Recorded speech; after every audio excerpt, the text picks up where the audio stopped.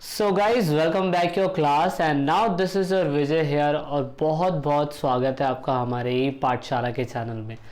तो वीडियो में सबसे शुरुआत में तो मेरे सभी स्टूडेंट्स को, सभी चाहने वालों को, सभी इस चैनल के द्वारा पढ़ने वाले विद्यार्थियों को हमारे चैनल को सपोर्ट करने के लिए बहुत बहुत थैंक यू।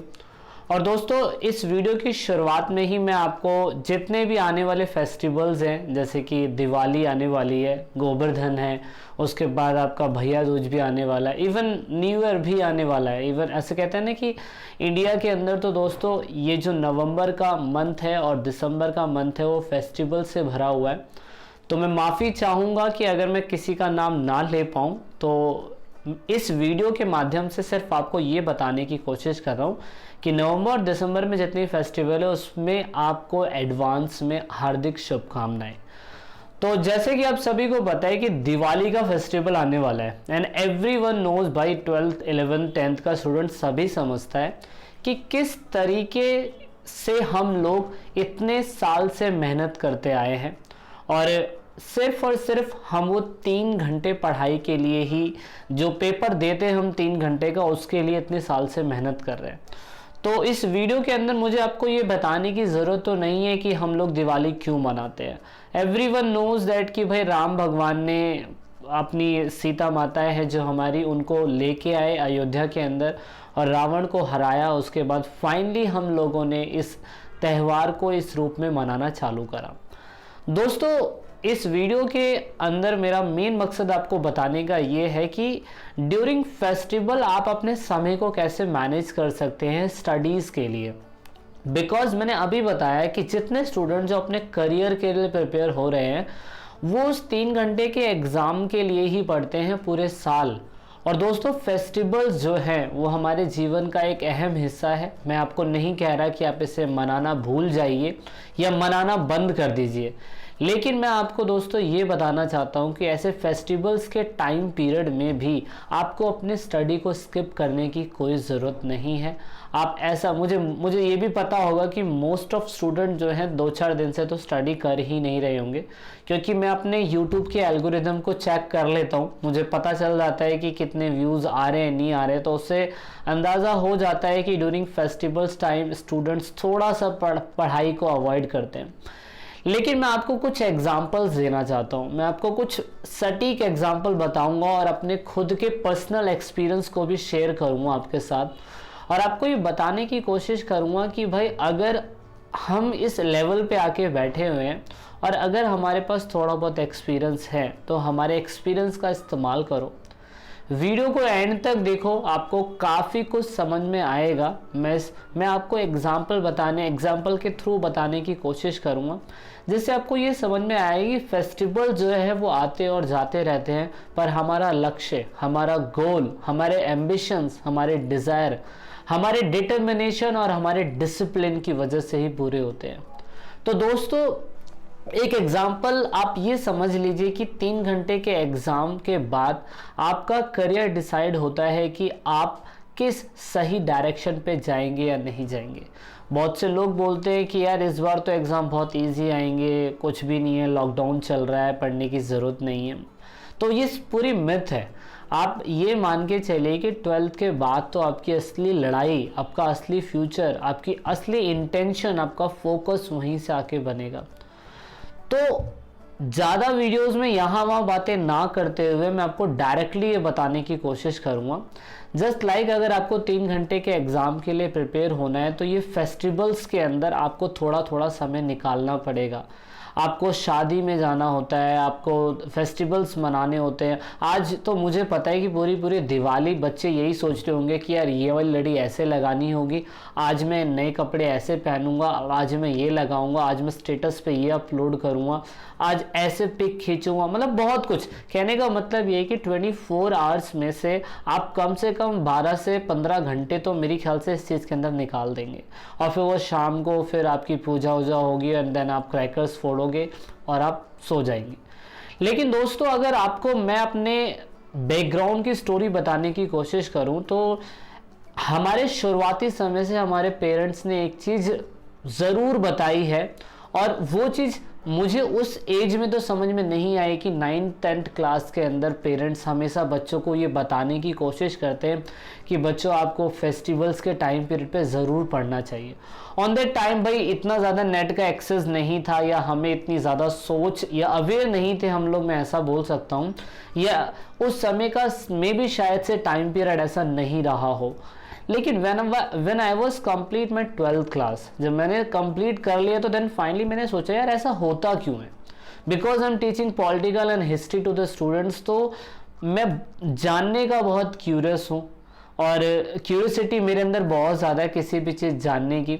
तो फिर मैंने फाइनली इसके पीछे रिसर्च करा, मैंने काफ़ी जगह पढ़ने की कोशिश करी, काफ़ी जगह देखा, और सही मायने में एक चीज़ निकल के आई कि दोस्तों फेस्टिवल्स के दिन पढ़ना बहुत ज़्यादा ज़रूरी होता है।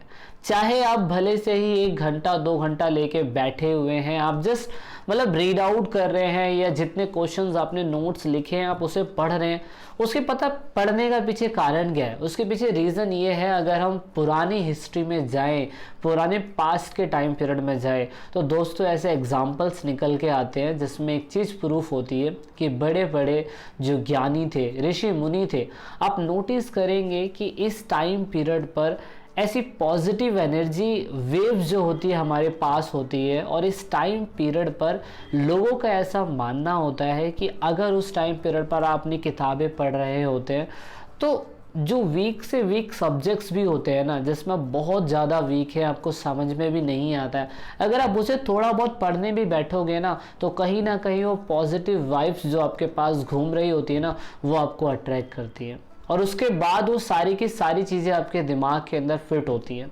लोगों का इवन वेद व्यास ने अपनी किताबों के अंदर लिखा हुआ है, चाणक्य ने, आप यकीन नहीं मानेंगे, अशोक के टाइम पीरियड पर चाणक्य जी, आपको पता है कि जिस समय ऐसे फेस्टिवल्स होते थे ना, वो कुछ नहीं करते थे, वो अपनी कुटिया में जाते थे, और कुटिया में जाने के बाद वो दिया जलाते थे, और दिया जलाने के बाद उस टाइम पे सारी चीज़ों को कंठस्थ करते थे, दैट मीन्स उसको बार बार रिपीट करते थे, पढ़ते थे।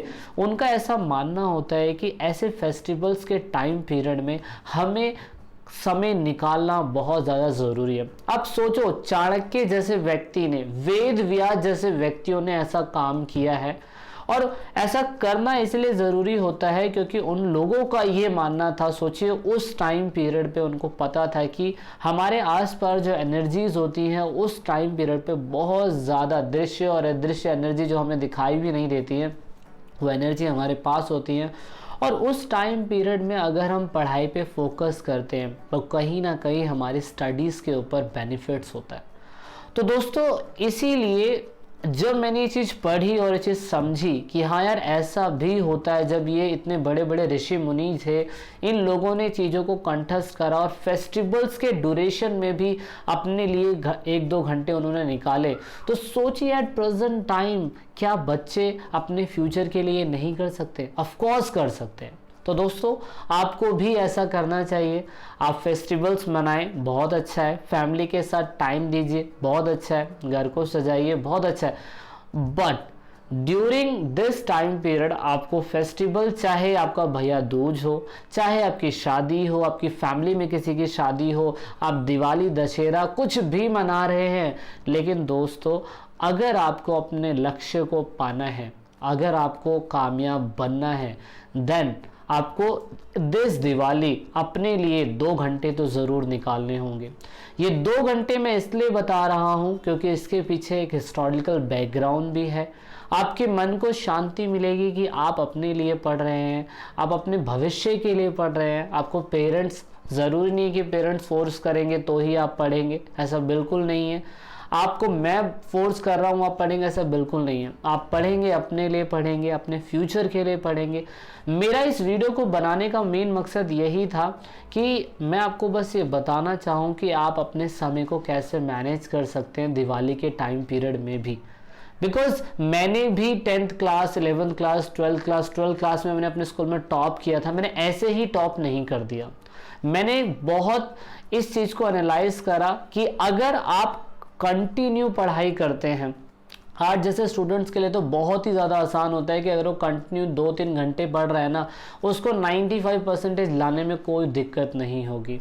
तो दोस्तों फेस्टिवल मनाइए। मुझे पता है कि आज आपका फेस्टिवल का कम से कम 80% हिस्सा इन चीज़ों के अंदर ही निकलेगा, लेकिन अगर आपके पास 20% चांस भी हैं तो दोस्तों 10% पढ़ाई के लिए ज़रूर निकालिए, क्योंकि ये मैनेज करना बहुत ज़्यादा ज़रूरी है। ये चीज़ हमारे ऋषि मुनियों ने बहुत टाइम पहले समझ ली थी। दैट इज़ वाई आप जैसे लोग आज उनका इतिहास पढ़ रहे हैं। अगर उन लोगों ने वो चीज़ उतने टाइम पहले पीरियड नहीं समझी होती कि ऐसे फेस्टिवल्स टाइम पे हमारे पास दिव्य एनर्जी होती है, हमारे पास पॉजिटिव वेव्स होती हैं जो हमें पता ही नहीं होता है। और दोस्तों बहुत से लोगों को तो इतना मानना है कि दिवाली के 11 दिन तक अगर आप रोशनी के अंदर पढ़ाई करते हैं ना, तो वीक से वीक माइंड भी बहुत ज़्यादा स्ट्रांग बन जाता है।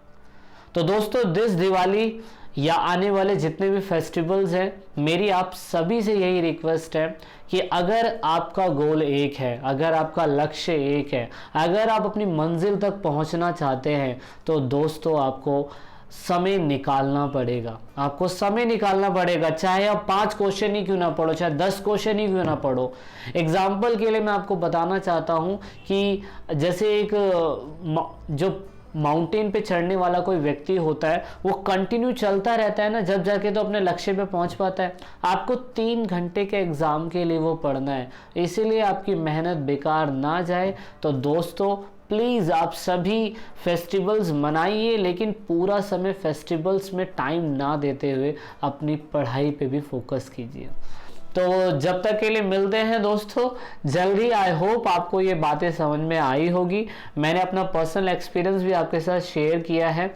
आपको वीडियो का कौन सा पार्ट अच्छा लगता है देन प्लीज़ मुझे बताइएगा। And I hope you wish you many returns of the day. और दोस्तों दिवाली की हार्दिक शुभकामनाएं।